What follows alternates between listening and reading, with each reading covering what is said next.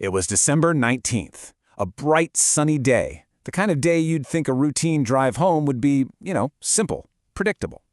But what happens when that simple drive turns into this non-stop fight for survival? Well, that is exactly what happened on one stretch of road in India, and we're about to break down just how it all went down.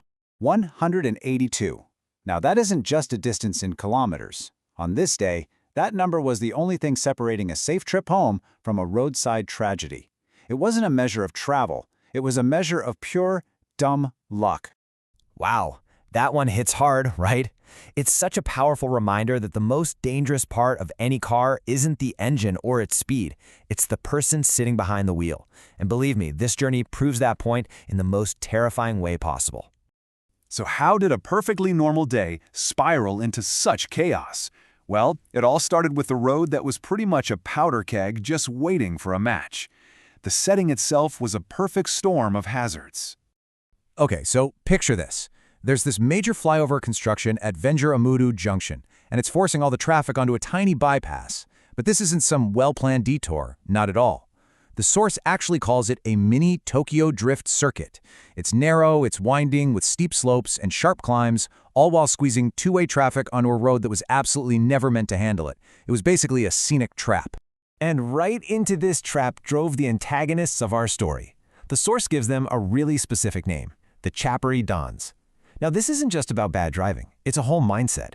It's this belief that your urgency, your need to get somewhere is the only thing that matters. And everyone else on the road, they're just obstacles in your way. All right, so the first real heart-in-your-throat moment happened at 12:19 p.m. On one of those super narrow rural roads, patience just ran out for one driver, and the situation went from tense to life-threatening in literally a split second. A massive yellow tipper truck just decides to overtake. On a road that's barely wide enough for two cars to pass each other, this is already a wildly reckless move. The space for error is basically zero. And our driver? Totally boxed in. On one side, you've got the truck. On the other, residential walls and plants. There is literally nowhere to go. No shoulder, no escape route, just the path ahead. The truck driver isn't making some kind of calculated risk here. They're just going for it. The truck's rear wheel misses our driver's bumper by what they describe as 10 degrees in a heartbeat. A tiny fraction of a second, a small twitch of the wheel, and this entire story would have been just another statistic. This is how a simple road gets weaponized by one single reckless decision. And this quote just brilliantly captures the feeling on the ground.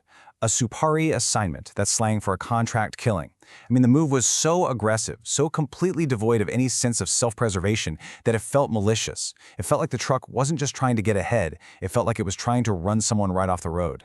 You'd think that's enough adrenaline for one day, right? But nope. Just 35 minutes later, it happened again.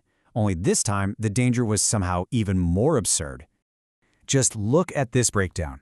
The highway has 2 lanes, simple enough, but somehow 3 massive trucks managed to occupy them all at the same time. You've got one drifting over the center line to overtake, another coming straight at them from the opposite direction, and a third right in front.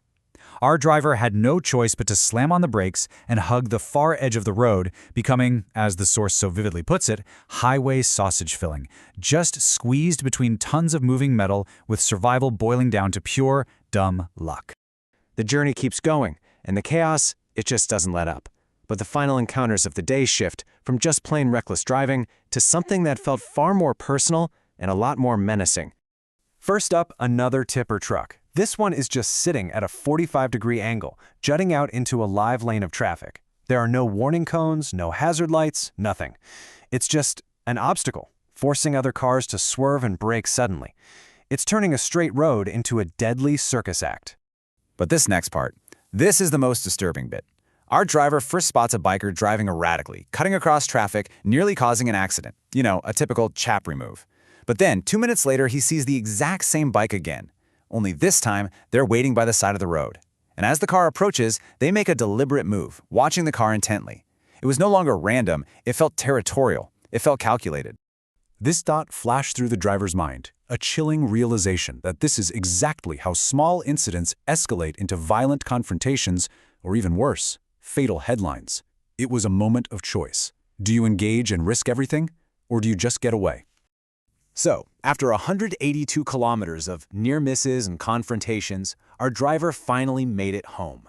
But the journey left behind some really brutal lessons about the reality of our roads. When you boil it all down, survival on that day wasn't about skill or safe systems. It was just a case of luck outlasting danger. The failing infrastructure, yeah, that created the trap, but it was the reckless drivers who actually weaponized the road. It just goes to show how the smallest ego, that need to be first, can cause the biggest tragedy. And it proves that real road safety isn't just about following rules. It's about a fundamental responsibility for every other life out there on the road with you. And that really brings us to the final thought here. Every single time we get behind the wheel, we're making a bet. We're betting that our skills and the skills of everyone else will be enough. But as this story shows us, sometimes all we're really betting on is luck. And the unavoidable question we all have to ask ourselves is what happens when that luck finally runs out?